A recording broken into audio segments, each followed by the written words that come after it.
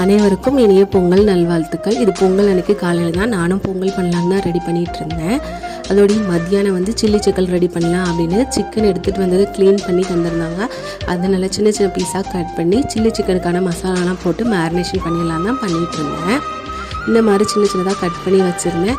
Chicken fry ready பண்ணுறதுக்கு இந்த மசாலா தான் யூஸ் பண்ணுவேன். சிக்கன் வாங்குற கடையில் இந்த மசாலா வந்து நமக்கு கிடைக்கும். சிக்கன் 65 பவுடர், கொஞ்சமாக மிளகாத்தூள், இஞ்சி பூண்டு, ஒரு முட்டை சேர்த்துக்கிறேன். முட்டையும் சேர்த்துட்டு அதோட லெமன் ஜூஸும் சேர்த்துக்கோங்க. தயிர் இருந்தால் தயிரும் சேர்த்துக்கலாம். இது இல்லை, அதோட கொஞ்சமாக 1 டேபிள் ஸ்பூன் கார்ன்ஃப்ளவர் மாவு, கொஞ்சமாக ஆயில் சேர்த்து நல்லா மிக்ஸ் பண்ணிக்கிறேன். உப்பு போட வந்து மறந்துட்டேன். கொஞ்சமாக அந்த மசாலாவுக்கு தேவையான உப்பு மட்டும் போட்டுடலாம். போட்டுட்டு சிக்கன் எல்லாத்தையும் மேரினேஷன் பண்ணி எடுத்து வச்சிட்டேன். முன்னாடியே மேரினேஷன் பண்ணி வச்சா நம்ம மத்தியானம் சாப்பிட்றப்ப சூப்பராக இருக்கும்.